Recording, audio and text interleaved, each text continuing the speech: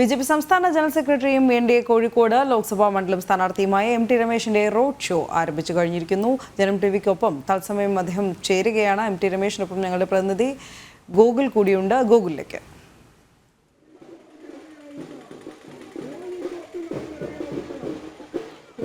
തെരഞ്ഞെടുപ്പ് തീയതി പ്രഖ്യാപിച്ചതോടെ വർദ്ധിത വീര്യത്തിലാണ്, കൂടുതൽ ആവേശത്തിലാണ് ബി.ജെ.പി സ്ഥാനാർത്ഥിയായ എം.ടി. രമേശും ബി.ജെ.പി പ്രവർത്തകരും.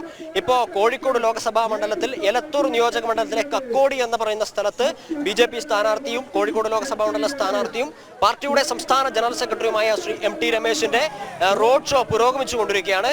ഈ സമയത്ത് തിരഞ്ഞെടുപ്പ് തീയതി പ്രഖ്യാപിച്ച ഈ സാഹചര്യത്തിൽ ബി.ജെ.പിയുടെ പ്രതീക്ഷകൾ എന്താണ്, കോഴിക്കോടിന്റെയും സംസ്ഥാനത്തിന്റെയും രാജ്യത്തിന്റെയും പ്രതീക്ഷകൾ എന്താണ് എന്നതിനെ പറ്റി നമുക്ക് അദ്ദേഹത്തോട് തന്നെ പങ്കുവെക്കാം. രമേശേട്ടാ, തീയതികളൊക്കെ പ്രഖ്യാപിച്ചു കഴിഞ്ഞു. ഇത്തവണ 400-ലധികം എന്നതാണ് മോഡി പറയുന്നത്. ഈ തീയതി പ്രഖ്യാപിച്ച സാഹചര്യത്തിൽ എന്താണ് പറയാനുള്ളത്? 400 സീറ്റുകൾ കവിയുമെന്ന് രാജ്യത്തിലെ പ്രതിപക്ഷ പാർട്ടികളൊക്കെ സമ്മതിക്കുന്ന കാര്യമാണ്. മല്ലികാർജ്ജുന ഖാർഗെ രാജ്യസഭയിൽ തന്നെ ബി.ജെ.പിക്ക് 400 കിട്ടാൻ സാധ്യതയുള്ള, എൻ.ഡി.എക്ക് 400 കിട്ടാൻ സാധ്യതയുള്ള കാര്യം സൂചിപ്പിച്ചിട്ടുള്ളതാണ്. 400 സീറ്റ് ഇപ്രാവശ്യം ലഭിക്കുമെന്നതിനെ കുറിച്ച് ആർക്കും തർക്കമൊന്നുമില്ല. പക്ഷേ പ്രധാനമന്ത്രി കേരളത്തിലെ ജനങ്ങളോട് ആവശ്യപ്പെട്ടിരിക്കുന്നത് 2 നമ്പർ എം.പിമാരെ കേരളം ഈ പ്രാവശ്യം കൊടുക്കണമെന്നുള്ളതാണ്. പ്രധാനമന്ത്രിയുടെ ആ അഭ്യർത്ഥന കേരളം സ്വീകരിക്കുമെന്നാണ് ഞങ്ങളുടെ പ്രതീക്ഷ. അതുകൊണ്ട് വലിയ വിജയം ഇപ്രാവശ്യം കേരളത്തിനുണ്ടാകും. 26-ാം തീയതി കേരളത്തിലെ ജനങ്ങൾ പോളിംഗ് ബൂത്തിലേക്ക് വോട്ട് ചെയ്യാൻ വേണ്ടി പോകുന്നത് ശ്രീ നരേന്ദ്രമോദിക്ക് വോട്ട് ചെയ്യാൻ വേണ്ടിയിട്ടാണ്. അതുകൊണ്ട് നല്ല പ്രതീക്ഷയാണ് ഞങ്ങളെ സംബന്ധിച്ചിടത്തോളം. നേരത്തെ തന്നെ സ്ഥാനാർത്ഥി പ്രഖ്യാപനമൊക്കെ കഴിഞ്ഞതുകൊണ്ട് തിരഞ്ഞെടുപ്പ് പര്യടന രംഗത്തുൾപ്പെടെ ഒരു മുന്നേറ്റത്തിന് സാധ്യമായിട്ടുണ്ട്. മലബാർ മേഖല, കോഴിക്കോട് ഉൾപ്പെടെ മലബാർ മേഖലയിൽ ഉൾപ്പെടെ ബി.ജെ.പിക്ക് സാധ്യമായിട്ടുണ്ട്. ഏത് രീതിയിലാണ് ജനങ്ങളുടെ പ്രതികരണം? നല്ല പ്രതികരണമാണ്. ഞാൻ പറഞ്ഞല്ലോ, ഈ പ്രാവശ്യം ജനങ്ങൾ ചർച്ച ചെയ്യുന്നത് മോഡിയുടെ ഗ്യാരണ്ടിയെ കുറിച്ചാണ്. ഏത് സ്ഥലത്ത് പോകുമ്പോഴും ഏത് ജനവിഭാഗമായാലും അവരോടൊപ്പം നരേന്ദ്രമോദിയുടെ ഗ്യാരണ്ടിയെ കുറിച്ച് പറയുമ്പോൾ അവർക്കെല്ലാവർക്കും നല്ല വിശ്വാസമാണ്, പ്രതീക്ഷയാണ്. അതുകൊണ്ട് ഒരു മോഡി തരംഗം പോകുന്ന സ്ഥലത്തൊക്കെ നമുക്ക് അനുഭവേദ്യമാണ്. ആ മോഡി തരംഗമാണ് ഈ പ്രാവശ്യത്തിലെ ഏറ്റവും വലിയ ബ്രേക്ക് ത്രൂ ആവാൻ വേണ്ടി പോകുന്നത്. ഈ ബി.ജെ.പി വികസന രാഷ്ട്രീയമൊക്കെ മുന്നോട്ടേക്ക് വെക്കുന്ന സമയത്ത് CAA ഉൾപ്പെടെയുള്ള കാര്യങ്ങളെ തെറ്റിദ്ധരിപ്പിക്കുന്ന രീതിയിലാണ് ഇടതു വലതു മുന്നണികൾ ഉപയോഗിക്കുന്നത്. അത് ഇവർക്ക് ആശങ്കയുള്ളത് കൊണ്ടാണോ? അത് രാഷ്ട്രീയം പറഞ്ഞാൽ, വികസനം പറഞ്ഞാൽ ബി.ജെ.പിക്ക് മുന്നിൽ പിടിച്ചു നിൽക്കാൻ സാധിക്കില്ല എന്ന് അവർക്ക് ബോധ്യമുള്ളത് കൊണ്ടാണ്. അതുകൊണ്ടാണ് അവർ യാതൊരു പ്രസക്തിയുമില്ലാത്ത കാര്യങ്ങളെക്കുറിച്ച് പറയുന്നത്. പക്ഷെ അത് അവർക്ക് തന്നെയാണ് തിരിച്ചടിയാകാൻ വേണ്ടി പോകുന്നത്. ഈ മുസ്ലിം സമൂഹത്തിനെ കുറിച്ച് അവർ പറഞ്ഞ കാര്യങ്ങളൊക്കെ തന്നെ ഇല്ലാത്ത ആശങ്കയാണ് ഉണ്ടാക്കിയിട്ടുള്ളത് എന്ന് ബോധ്യമാവാൻ വേണ്ടി പോവുകയാണ്.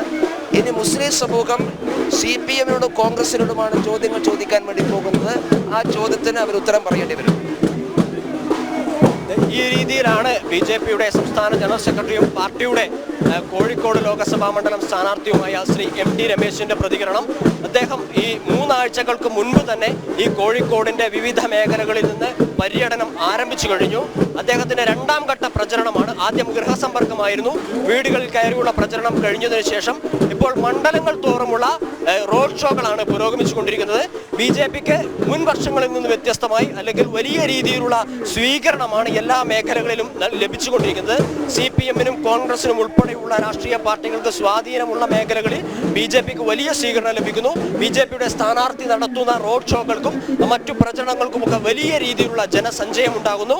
ഇത് മോഡിയുടെ ഗ്യാരണ്ടിയിൽ വിശ്വാസം അർപ്പിച്ചുകൊണ്ടിട്ടുള്ള ജനങ്ങളുടെ സ്വീകാര്യതയാണ് എന്നാണ് പറയുന്നത്. കോഴിക്കോടിനെ സംബന്ധിച്ച് പറയുകയാണെങ്കിൽ വലിയ രീതിയിലുള്ള സ്വീകാര്യതയാണ് ബി.ജെ.പിക്ക് കഴിഞ്ഞ 3 പാർലമെന്റ് മണ്ഡലങ്ങളിൽ ഉണ്ടായിക്കൊണ്ടിരിക്കുന്നത്.